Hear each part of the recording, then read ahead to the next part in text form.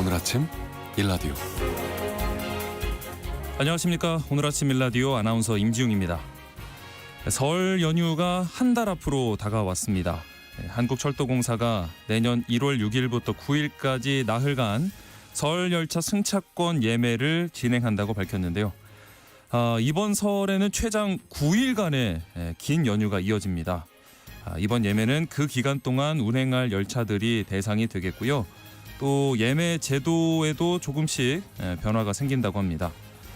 우선 만 65세 이상 고령자, 또 장애인, 국가유공자 같은 교통약자부터 순차적으로 예매를 시작하고요. 또 노쇼 위약금을 최대 30% 물리는 변화가 생긴다고 합니다. 그동안 이 승차권을 예매했다가 직전에 취소하더라도 이 수수료가 낮아서 이런 허수 예매가 많았는데요.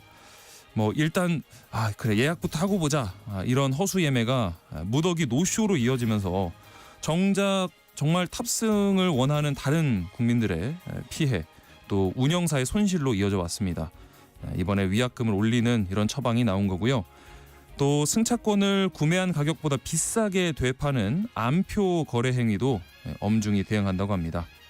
모쪼록 꼭 고향 가실 분들이 승차권 예매 스트레스에서 벗어나셨으면 좋겠고요. 또 시장 질서를 바로잡는 효과를 거둘 수 있길 기대해 봅니다. 9일 연휴 보내실 분들 부럽네요. 연휴가 긴 만큼 계획도 잘 짜시기 바랍니다. 12월 27일 금요일 오늘 아침 일라디오 출발합니다.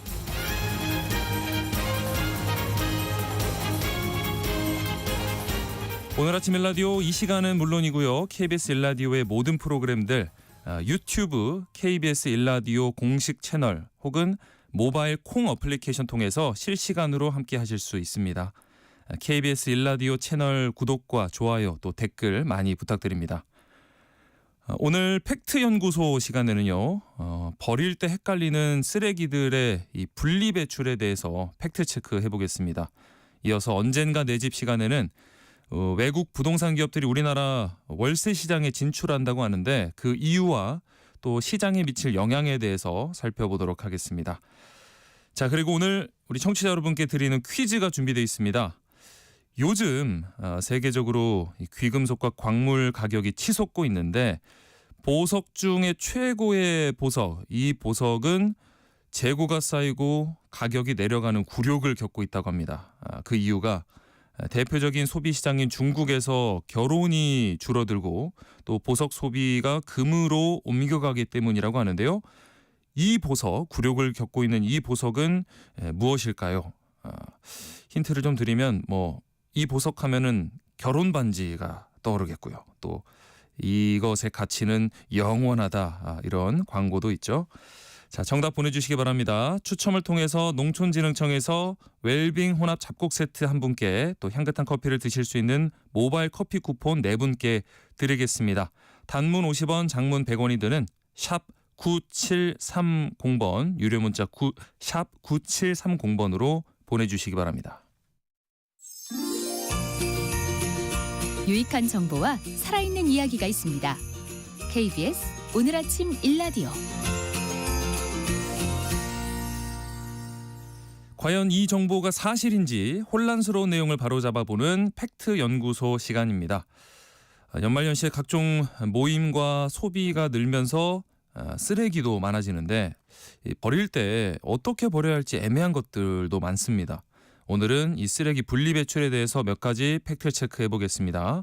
선정수 팩트체커와 함께하겠습니다. 안녕하십니까? 네, 안녕하세요. 예, 요즘에 많이 나오는 쓰레기 중에 하나가 바로 케이크 상자인 것 같습니다. 케이크 상자. 네. 저도 이거 버릴 때는 이게 어떻게 분리를 해서 버리는 게 잘 버리는 건지 잘 모르겠거든요. 보통은 종이로 분리배출하지 않나요? 케이크 상자는 종이로 분리배출한다. 네. 이런 명제에 대해서는 절반의 사실로 판정하겠습니다. 절반. 네. 예, 요즘 케이크 상자를 보면 이 상자 윗면에 손잡이로 쓸 수 있도록 종이를 파놓은 부분이 있잖아요. 그리고 그렇죠. 그 아래쪽을 얇은 플라스틱 필름, 우리가 흔히 투명 비닐이라고 얘기하죠. 투명 비닐로 이렇게 막아놔서 네. 케이크 모양을 볼 수 있도록 해놨습니다. 분리배출하기 전에 이 필름을 제거를 해야 하고요. 그리고 케이크 받침대 부분이 있는데요. 대부분 이 골판지를 코팅지로 감싸놓은 형태인데요. 그리고 이 받침대 밑면에는 영양성분 표시 스티커가 붙어 있습니다. 네. 그 스티커를 제거한 다음에 코팅지를 떼어내서 골판지는 상자류로 분리 배출을 하면 됩니다. 그럼 이제 케이크 상자 본체가 남았는데요. 네. 이걸 그냥 종이류로 분리 배출하면 되는 건 아니냐 이렇게 물으실 분들 많은데 그러면 안 됩니다. 이걸 조금 찢어봐서 네. 잘 찢어지면 종이류로 분리 배출을 하시고요. 도저히 찢어지지 않는다면 종량제 봉투에 넣어서 버리는 게 좋습니다. 이게 그러니까 종이로 만든 상자인 건 맞는데 종이류로 분리 배출하면은 안 된다는 거죠? 왜 그런가요? 그렇습니다. 네. 이 필름 코팅 때문인데요. 네. 종이에 플라스틱 코팅이 붙어 있으면 재활용 공정을 방해합니다. 종이류는 분리수거된 뒤에 재생 종이 공장으로 가는데요. 여기서 수거된 고지를 파쇄해서 화학약품을 섞은 물에 넣어서 곤죽처럼 만듭니다. 그 다음에 네. 펄프를 건져내서 다시 종이를 만드는 원료로 쓰는 건데요. 이 플라스틱 필름으로 코팅된 종이는 풀어지는 시간이 코팅이 안 된 종이보다 훨씬 오래 걸립니다. 그래서 공정을 방해합니다. 네. 그런 불순물로 인식돼서 제거되고 쓰레기로 처리되는데요. 이 플라스틱 필름이 섞여 들어가면 재생용지의 품질도 떨어뜨린다고 합니다. 그런데 이 종이 한쪽 면에만 코팅이 된 정도라면 풀어지는 속도 차이가 그렇게 크지 않아서 공정에 큰 무리는 주지는 않는다고 하는데요. 네. 양쪽 면에 모두 코팅이 돼 있으면 물을 흡수하지 못해서 풀어지는 속도가 굉장히 오래 걸린다고 합니다. 네. 이걸 구분하는 방법이 조금 찢어봤을 때 잘 찢어지는지 안 찢어지는지를 확인하는 거죠. 일단은 그러니까 케이크 상자가 있으면 네. 그 위쪽에 좀 투명한 비닐 부분을 분리하고 네. 케이크를 받치는 받침대 여기서 골판지를 또 빼내고 그리고 상자 종이 박스는 이게 찢어봐서 잘 찢어지면 종이로 분리 배출하고 안 찢어지면은 종량제 봉투에 넣고 이렇게 하면 되는 건가요? 네, 맞습니다. 좀 손이 가긴 하는데 또 우리 환경을 위해서는 네. 이런 최소한의 노력이 좀 필요할 것 같고요. 또 케이크 상자랑 약간 비슷할 수 있을 것 같은데 우유팩 잘 네. 분리 배출하는 방법도 따로 있나요? 우유팩은 종이류로 섞어서 버리면 네. 재생종이의 공정을 방해합니다. 우유팩도 역시. 양쪽 면이 모두 플라스틱으로 코팅이 돼 있는데요. 네. 이 우유와 닿는 부분은 당연히 코팅이 돼 있어야지 젖지도 않고 우유에 종이 냄새가 배어들지 않겠죠. 네. 그리고 바깥쪽 부분, 겉면은 냉장고에 있다가 꺼냈을 때 습한 상태면 이슬이 맺히면서 젖을 수 있거든요. 네네. 그러면 강도가 약해지는 문제가 생깁니다. 그래서 우유팩 양쪽 면 모두를 코팅한다고 하는데요. 네. 이 우유팩을 만드는 데 쓰는 원료가 굉장히 고급 펄프입니다. 그래서 이 우유팩만 따로 모아서 재생을 하면 양질의 펄프를 얻을 수가 있죠. 그래서 네. 고급 화장지로 만드는 비율이 굉장히 높다고 합니다. 음. 이 우유팩 재활용을 높이기 위해서 지자체마다 우유팩을 모아오면 화장지로 교환해주는 제도를 시행하는 곳이 굉장히 많습니다. 예. 사실 우유에도 종류가 이제 여러 개가 있는데 이제 네. 요즘 같은 경우에는 또 오래 두고 먹을 수 있는 멸균 우유 드시는 분들이 많거든요. 이 네. 멸균 우유 팩은 그러면은 일반 뭐 신선 우유 담은 팩하고는 조금 다를 것 같은데 분리 배출 방법도 다를까요? 네, 다릅니다. 이 멸균 우유나 두유, 뭐 일부 과일 주스를 담는 네모난 팩, 이걸 네. 멸균 팩이라고 부르는데요. 네. 잘라보면 안쪽에 반짝반짝하게 알루미늄으로 코팅이 되어 있습니다. 네네. 열과 세균을 막고 산소와 자외선도 차단하기 때문에 이 실온에서도 변질 우려 없이 오래도록 보관할 수 있는 건데요. 멸균팩을 종이류와 섞어서 배출하거나 일반 종이팩과 함께 배출하면 앞서 말씀드린 것처럼 재활용 공정에 방해가 됩니다. 물에 네. 풀어지는 속도가 느리기도 하고 풀어지면서 알루미늄 조각이 나오거든요. 아이고, 네. 그게 섞여 들어가면 재생종이의 품질을 떨어뜨리는 요인이 됩니다. 따라서 멸균팩은 멸균팩끼리 따로 모아서 주민센터나 뭐 생협에 갖다 주시면 되고요. 그린 고 라운드, 뭐 에코야, 얼스 이런 앱을 이용하면 방문 수거도 가능하고 현금처럼 쓸 수 있는 포인트도 받을 수 있습니다. 이 네. 분리 배출하시기 전에는 꼭 내용물을 비우고 헹궈서 잘 말려야 됩니다. 그러니까 우유가 담긴 팩 같은 경우에는 진짜 잘 버릴 수 있는 곳을 찾아서 버리는 게 필요하겠네요. 그렇습니다. 그리고 이제 곧 뭐 명절도 다가온다고 아까 말씀을 제가 드렸는데 과일 같은 경우에는 그 겉 표면에 뭐 사과나 배 봐도 말랑말랑한 포장재 쌓여 있잖아요. 네. 이거는 스티로폼으로 분리 배출하면 되는 걸까요? 자신이 없네요. 네. 안 됩니다. 안 돼요. 네. 네. 우리가 흔히 말하는 스티로폼은 폴리스틸렌을 발포시킨 발포 폴리스틸렌인데요. 폴리스틸렌 수지를 성형할 때 기포를 불어넣어서 부풀리는 겁니다. 네. 이걸 따로 열을 가해서 녹여서 기포를 빼고 부피를 줄인 다음에 압축하고 실로 뽑아내는데요. 예. 최종적으로는 건축용 합성 목재나 욕실 발판, 경량 콘크리트 부재료 이런 것들로 사용이 됩니다. 그런데 이 과일을 개별 포장하는 그물망처럼 생긴 완충제 이거는 폴리스티렌이 아니고 폴리에틸렌이란 다른 재질로 만듭니다. 네. 이 스펀지처럼 말랑말랑한 게 스티로폼과 구별이 안 되지만 재질이 완전히 다른 거죠. 이게 스티로폼 재생 공정에 섞여 들어가면 녹는 점이 다르기 때문에 공정을 방해한다고 합니다. 예. 이 재질은 재활용 업체 수가 적고 일반 스티로폼과 분리해서 수집하고 선별하기가 굉장히 어렵다고 합니다. 그래서 가정에서 소량으로 발생하는 경우에는 종량제 봉투로 배출하라 이런 게 환경부 입장입니다. 예. 그리고 이 가끔 색깔이나 무늬가 들어있는 스티로폼 용기를 볼 수 있는데요. 이것도 종량제 봉투에 버리는 게 좋습니다. 색깔이 들어가면 재생원료 값을 제대로 받을 수가 없다고 합니다. 그리고 컵라면 등 스티로폼으로 만든 용기에 이 음식에서 색깔이 묻어나는 경우가 있는데요. 네네네. 예, 아무리 설거지를 열심히 해도 잘 지워지지가 않죠. 네. 이러면 종량제 봉투에 넣어 버리는 게 좋습니다. 그런데 나는 정말 이 분리배출 철저히 해야 되겠다. 뭐 이런 분들은 햇빛에다가 여러 날 말리면 카로티노이드 색소가 햇빛에 분해되면서 흰색으로 돌아온다고 하니까 네. 이 방법을 이용해서 빨간 국물 자국을 없앤 뒤에 네. 스티로폼으로 분리배출하시면 되겠습니다. 근데 기름기가 묻어 있으면 종량제 봉투로 버려야 됩니다.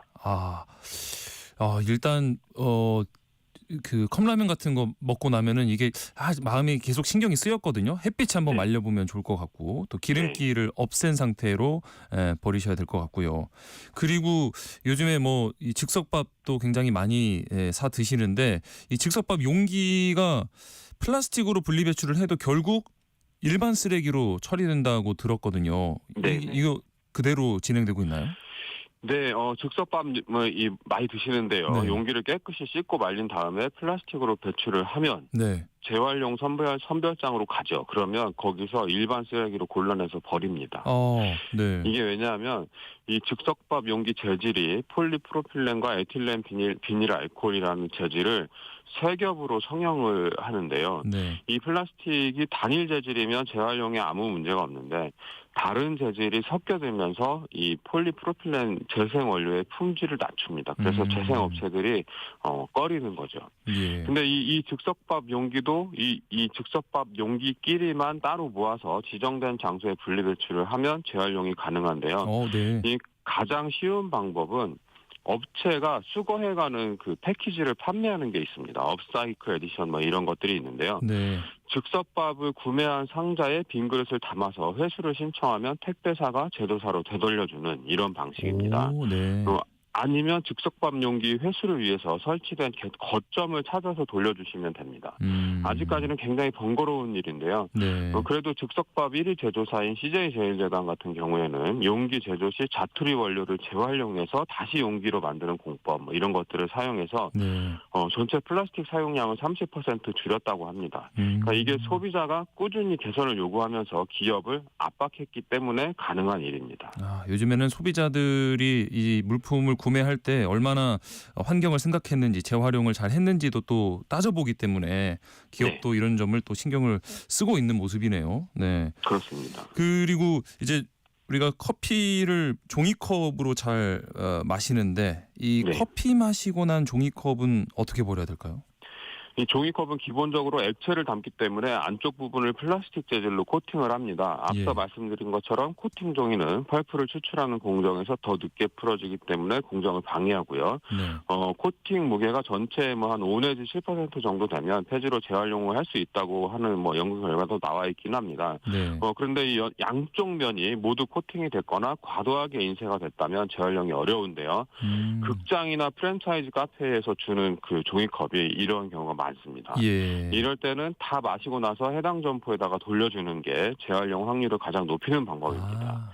종이컵에 사용되는 펄프는 100% 천연 펄프이기 때문에 잘만 모아주면 고급 종이 제품으로 변신할 수 있다고 합니다. 아, 그러니까 이렇게 코팅이 된 뭐 종이컵이나 아까 즉석밥 용기나 뭐든 사실은 산 곳으로 다시 돌려주는 게 이 재활용 확률은 가장 높겠네요. 네, 그렇습니다. 아, 지금 뭐 종이 배출, 종이 분리 배출 이야기를 계속 하고 있는데 혹시 그러면요, 아이들이 이렇게 크레파스 같은 걸로 그림을 그려놓은 이 스케치북은 어떻게 분리 배출해야 될까요? 이게 가장 까다로운 문제인데요. 네.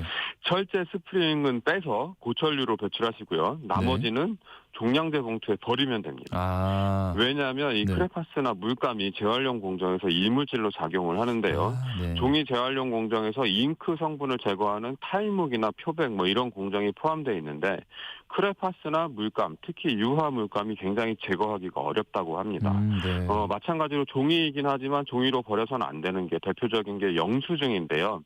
이 영수증 종이는 열을 받으면 검게 색이 변하는 감열지라고 부르는데요. 네. 이걸 만들 때 화학약품이 굉장히 많이 첨가된다고 합니다. 그래서 다른 종이와 섞이면 품질이 떨어진다고 하고요. 예. 그리고 종이 재질의 긴 통에 들어있는 감자칩 많이 팔리고 있는데요. 네네네. 예, 이 종이통도 종이로 분리 배출하면 안 됩니다. 왜냐하면 밑부분이 금속 재질로 막혀 있고요. 예. 안쪽은 또 알루미늄으로 코팅이 되어 있기 때문입니다. 이 제조사들이 분리 배출과 재활용이 쉽도록 포장 용기를 만드는 노력이 지금 매우 부족한 상태인데요.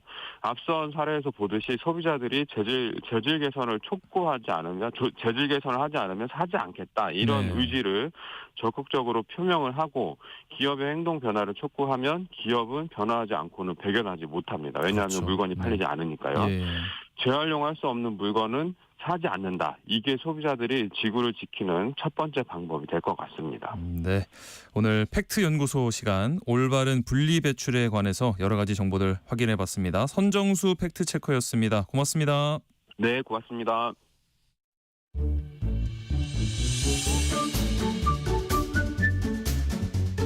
아침을 여는 기분 좋은 습관. KBS 오늘 아침 1라디오.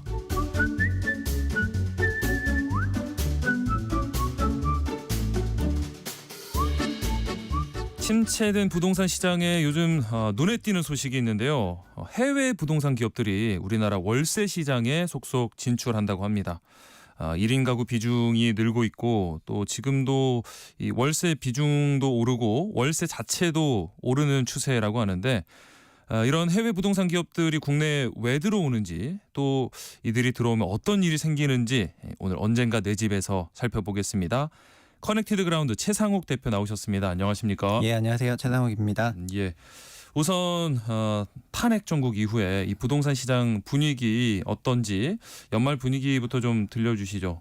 네, 짧게 말씀드리면 네. 탄핵 정국 이후에 실거래가를 종합해서 그 지수를 내는 것보다는 호가를 반영한 동향 조사에서 먼저 그런 변화들이 나오고 있는데요. 예. 어저께 주간 동향이 나왔는데 12월 23일 기준이니까 탄핵 정국을 반영을 하고 있습니다. 네. 그런데 수도권 기준으로 지지난주는 0%였는데 이번에는 마이너스 0.02가 됐기 때문에 이제 하락세로 수도권이 전환을 했다는 게 가장 큰 특징인 것 같고요. 네. 서울이 플러스 0.01로 지난주하고 동일했지만 전반적인 추세를 보면은 상승세가 많이 위축이 되는 모양새고 이제 하락세 전환이 임박한 것 같습니다. 그래서 예. 전체적으로는 부동산 시장이 거래량도 그렇고 가격 호가도 그렇고 위축세로 전환했다 그렇게 말씀드리겠습니다.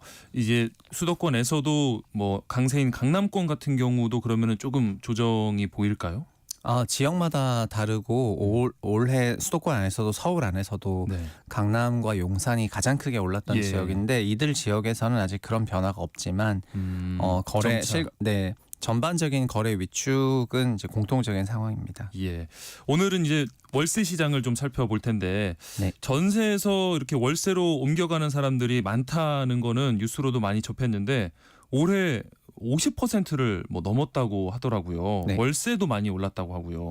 네, 일단 전반적으로 전세에서 월세로 넘어가는 그런 흐름이 아파트하고 비아파트 양쪽에서 다 나오고 있습니다. 네. 근데 비아파트 같은 경우에는 이제 뭐 원인부터 말씀드리면은 지난 2년 동안 이제 우리 채널 여기서도 이제 많이 다뤘는데 네.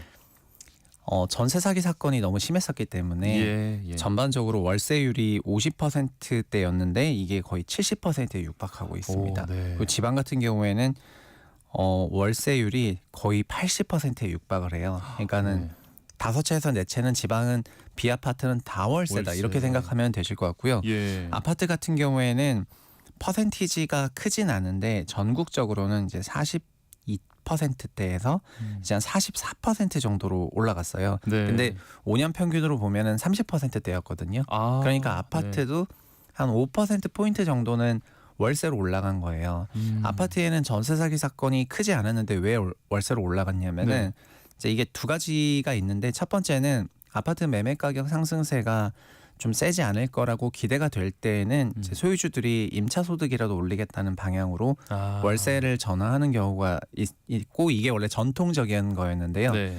요즘에 월세 전환은 소위 그 MZ라고 하는 세대들의 인식 네. 전환이랑 같이 나오는 것 같은데 전세라든가 이런 목돈을 묻어두기보다는 월세로 전환을 하고 그리고 이런 나머지 목돈들은 이제 투자 목적으로 사용하겠다는 거가 아. 또 추가로 반영이 되는 것 같습니다. 예. 그래서 일반적인 약세 시장에 나오는 보편적인 형상이면서 동시에 전반적으로 한국보다는 외국에 투자하려고 하는 젊은 세대들의 임차 선호 패턴 변화가 같이 나오는 것 같고 그리고 비아파트 쪽에서는 전세 사기 사건에 의한 피해로 변화가 나오고 있다 보니까 아주 복합적으로 나오고 있지만 아. 큰 이런 특징이 있는 것 같습니다. 그렇게 말씀을 듣고 보니까 그러면은 이렇게 월세 거래가 많아지고 월세가 오르는 게 네.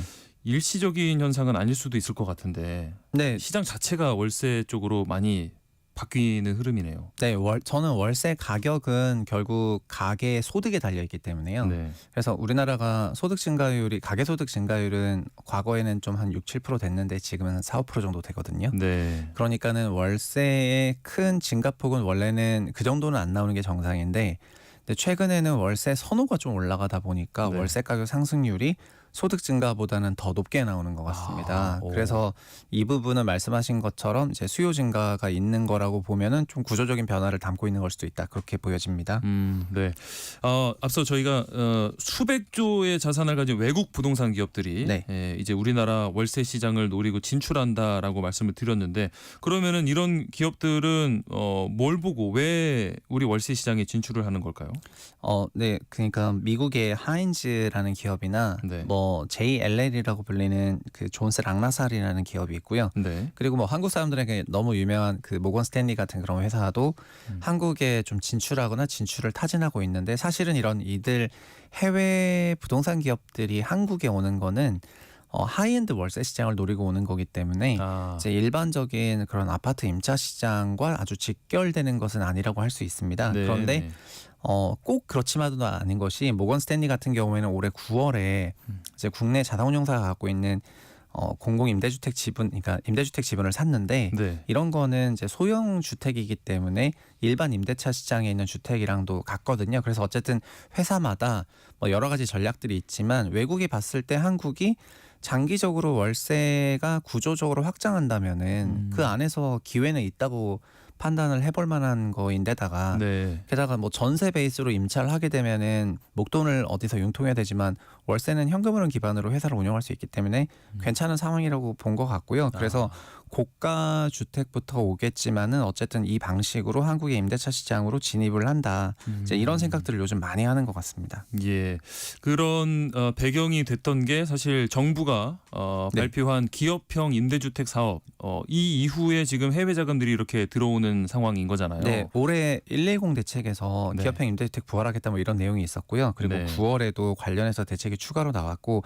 사실은 이제 기업형 임대주택도 정말 장기간의 역사가 있습니다. 이게 네. 2014년 박근혜 정부 때부터 시작됐던 정책이었고 네. 당시에는 기업형 임대주택을 뉴스테이라고 불러가지고요. 네. 뉴스테이를 추진하는 것이 좋겠다. 왜냐하면 크게 보면은 한국 임대차 시장의 두 가지를 개선하려고 이런 방식을 도입을 했습니다. 첫 번째는 우리나라 임대차 시장이 2년 단위로 임차 계약이 체결됐었기 때문에 그렇죠. 네. 장기 임차가 좀 없다 보니까 임차인의 거주 안정성이 너무 떨어져가지고 거주 안정성이 너무 떨어지면 자연스럽게 무리를 해서라도 주택을 매수하려고 하는 심리가 좀 네. 생기다 보니까 네.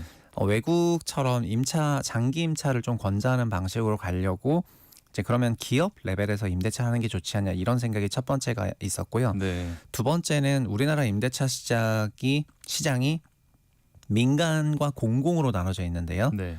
공공 임대는 뭐 전체 임차 시장의 한 20% 정도 되는데 민간이 80%로 줄을 차지하고 있는데 요 민간 임대에서 99%가 다 개인이거든요. 예. 그러니까 이렇게 이제 요즘엔 일본과도 교류가 좀 많으니까 옆에 일본을 보면은 저희 회사에서도 리서치 어시가 들어오면은 일본 거주가 되게 많은데 거기서는 기업형 임대주택 사업자들과 임대차 계약을 체결하니까 우리 기준으로는 뭐 통신사에 가가지고 기업이랑 임대차 계약을 체결하는 거와 유사하고 개인 레벨끼리 서로 얼굴 만나면서 좀 부담스러운 그런 네. 상황은 없거든요. 네. 저도 임대차 계약을 많이 체결해 봤지만은 임대인이 누구냐에 따라서 임대차 계약 장소의 그 공기가 달라지는 거를 많이 경험을 해보셨을 건데 네네네. 네, 근데 잘생기신 걸 보니까 아닌 걸로 아닙니다. 그런데 기업이랑 하게 되면 그런 부분이 없기 때문에 네. 기업형 임대라는 그런 매기들을 개인 임대차 시장 99%의 시장에 투입을 하게 되면은 개인들도 그런 매기들이 들어오면 좀 선진화되지 않겠냐 이런 걸 가지고 10년 전부터 추진해 왔었고요. 실제로 네. 당시에 KT가 여의도 근처에도 보시면은 영등포 전화국 부지가 있는데 네. 영등포 전화국 부지를 KT가 다 바꿔가지고요. 그 전화국 부지를 개발을 해서 이제 뉴스테이라고 하는 기업형 임대주택으로 다 바꿨었고 네. 전국에 있는 뭐 수십 개를 다 바꾸겠다 이런 생각이었다가 문재인 정부 때 이게 한번 브레이크가 걸렸습니다. 그러다가 이거를 윤석열 정부에서 다시 살려서 재추진하고 있는 건데 근데 그때는 지금 같은 그런 월세 선언은 아니었기 때문에 네. 시장이 무르익다고 보진 않았던 것 같고요. 지금은 이제 같은 내용이긴 하지만은 사회가 전반적으로 월세를 수용할 수도 있겠다 이런 생각을 회사들이 하고 있다 보니까 이제 이 제도의 제도익과 함께 본격적으로 들어오는 거를 검토하는 것 같습니다. 그러면은 처음에 애초에 네. 그 이런 외국 자금을 좀 끌어오려고 했던 목적도 있었던 걸까요? 처음에는 외국 자본을 할 생각은 없었고요. 그러니까 기업형 임대주택을 최초에 10년 전에 했을 때는 네. 외사계보다는 국내에 도심 내 유일부지도 너무 많고 네. 뭐 이런 차원이었는데 지금은 당연히 외국 자본들이 국내 임대차 시장에 들어와서 임대차 시장을 보다 좀 선진화시키길 바라고 있죠. 사실 주택이라는 게 물리적으로 집도 있지만 눈에 보이지 않는 서비스 퀄리티가 주택의 퀄리티를 또 결정하기도 하는데 저희가 외국에 있는 뭐 숙박시설을 이용해 볼 때마다 다들 느끼실 거라고 생각하는데 주택 역시 비물리적인 그런 서비스들을 오랫동안 운영해온 그런 회사들 입장에서는 한국에 적합한 그런 상품을 만들 수 있다고 생각을 하는 것 같고요. 그래서 예. 가격이 높더라도 이거를 선택하겠다 이런 생각을 하는 사람이 있을 거라는 판단인 것 같습니다. 예. 그러면은 이 외국 기업들이 이런 기업형 임대주택에 투자를 할 때 어떤 방식으로 투자를 하는 건가요? 그거는 이제 사실 뭐 법인이 이제 주택을 매입한다는 그런 형식은 정말 너무 많아가지고 전체적으로는 가장 통상적인 거는 부동산 펀드를 만들거나 아니면은 이제 부동산 리츠화를 통해 가지고 기업형 임대주택 투자를 하거나요. 네. 아니면 국내 운용사와 공동 합작법인을 만들어서 본인들은 지분 투자만 하고 그리고 전반적인 경우에는 이제 경영 운영 자문은 제공하겠지만 운영사는 아마 한국에서 하게 될 것 같고요. 예. 모건 스탠리도 그런 방식으로 9월에 한국에서 이미 부동산을 매입하고 그렇게 진출을 했고 그래서 저는 나중에 임대차 계약을 체결하시러 가셨을 때 네.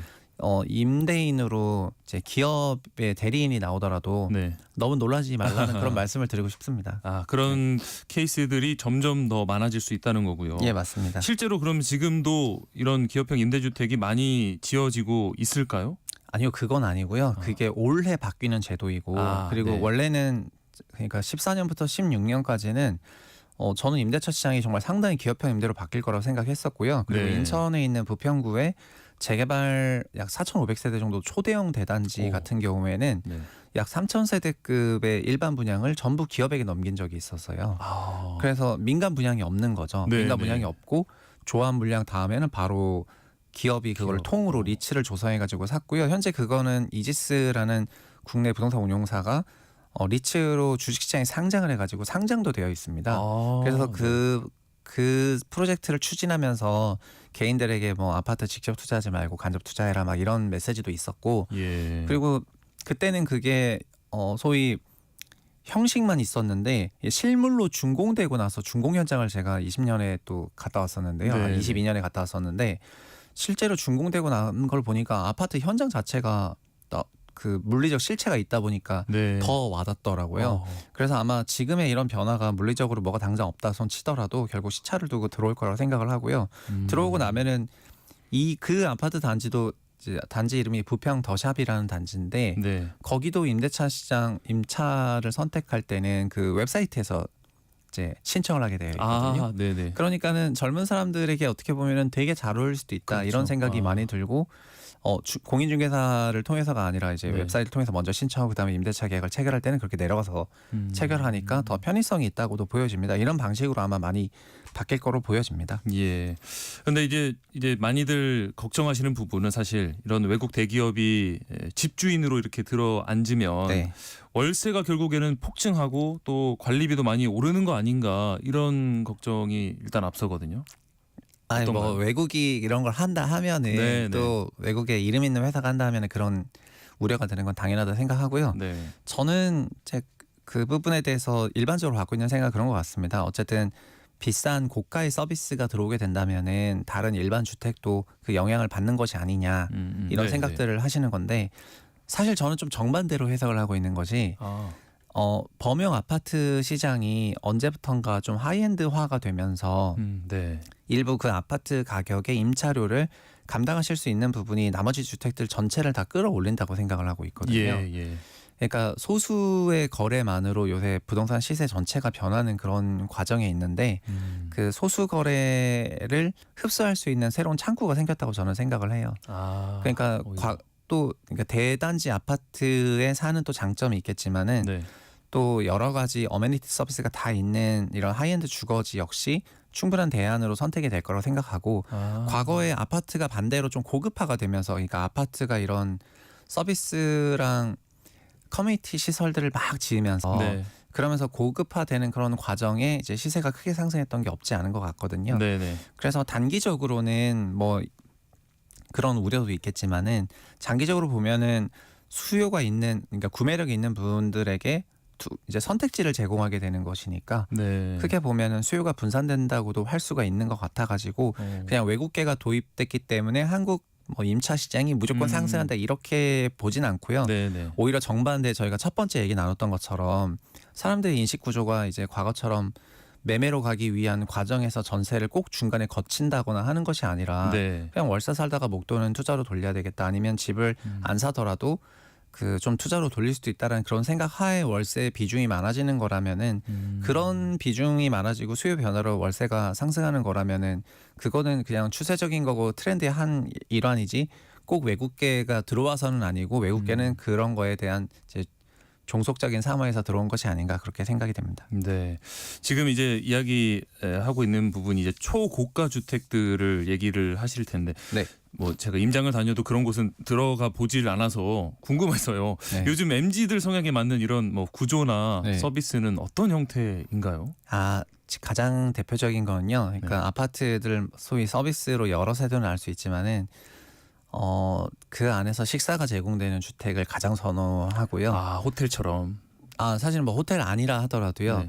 혼자 사는 경우에는 네네. 1인 가구인 경우에는 이제 식사를 배달을 통해서 주로 네. 해결을 하는데 네. 그 단지 내에 식사가 되는 경우에는 또 1인석도 준비가 많이 되어 있고 하다 예. 보니까는 그냥 정말 부담 없이 그리고 옷이라든가 이런 부분에 대해서 제약 없이 시간 맞춰서 가면 되니까 시간적인 측면에서도 되게 편의성이 높거든요. 네. 그래서 식사 부분이 큰 비중을 차지하고 그래서 요즘의 하이엔드 주택들이라고 생각하는 형태는 전체적으로 다 이런 시스템이 되어 있습니다. 과거에도 이런 배식이라든가 조식을 했던 단지들이 많이 생겼었는데 그냥 서울에 있는 모차 아파트 이후부터는 조리를 하는 형태로 그러니까 종전에는 어디서 수급을 해가지고 거기서 네. 나눠줬다면은 네. 그 이후부터는 조리를 하는 형태로 커뮤니티가 조금 바뀌기 시작을 하면서 이런 것들을 하이엔드형 단지로 하고 있고요.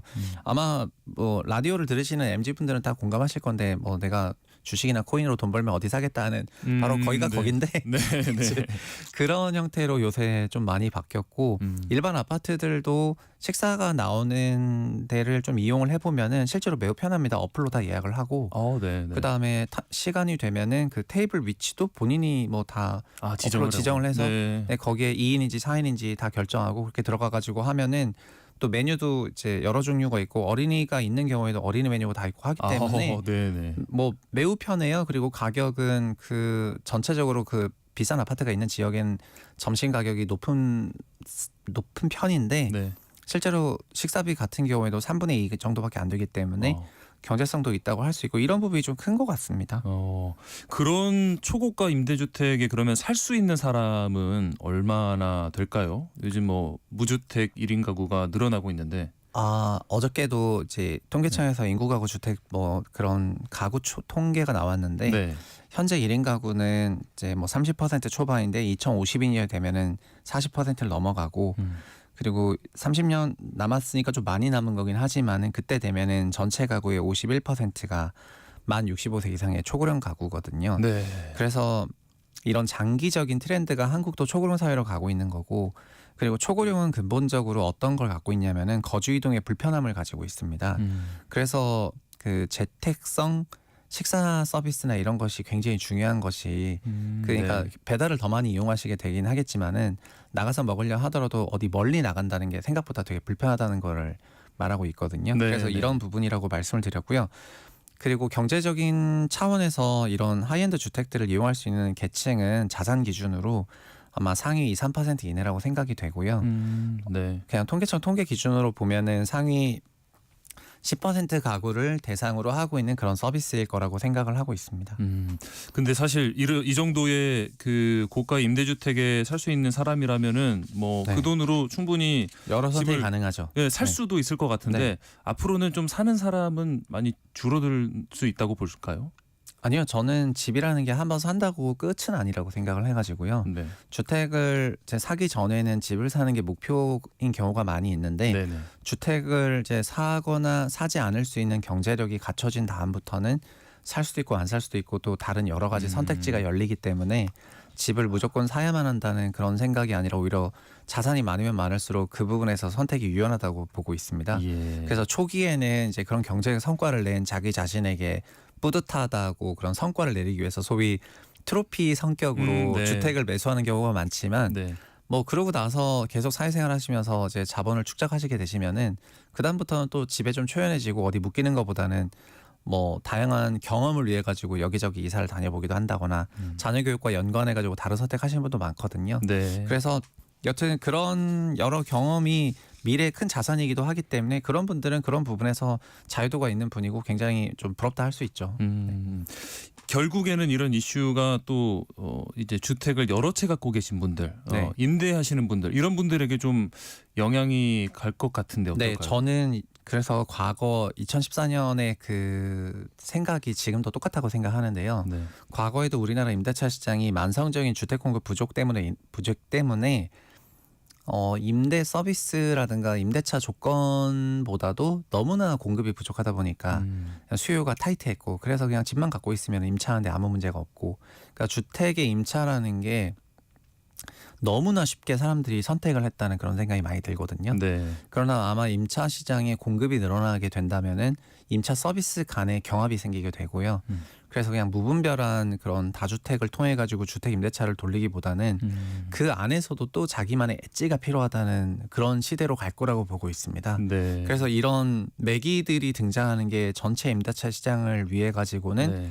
뭐 어떤 의미로든지 간에 선진화가 되는 거라고도 할 수가 있을 것 같고요. 네. 그리고 일각에서는 이제 외국계가 한국인에게 임차료를 얻는 거를 뭐 불만으로 생각하실 수도 있는데 네. 한국도 외국 나가서 이런 여러 가지 사업을 하고 있기 때문에 네, 네. 그런 차원에서 생각해 볼 만한 것 같고 다만 외국계가 됐던 이런 부분이 뭐 한국에 좀 받아들이기 힘든 그런 것들을 한다면은 또 그런 반대 여론들이 많이 나오겠죠. 한국이 네. 이제 전반적인 건 커뮤니티가 강한 나라니까 예. 그 정도로 생각하고 있습니다. 네.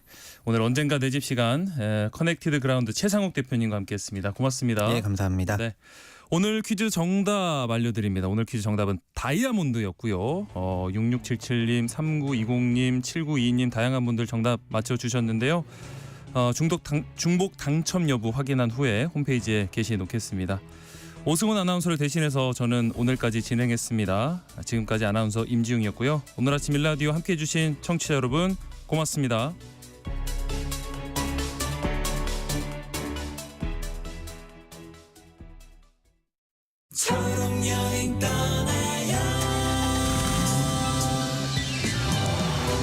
성민 씨는 설레는 마음으로 겨울 여행을 떠났습니다. 그런데 예상치 못한 빙판을 지나게 됐어요. 속도를 줄이기도 전에 차는 미끄러졌지만 다행히 주변에 차가 없어서 사고를 피할 수 있었죠. 뒤따라올 차들을 위해 비상등을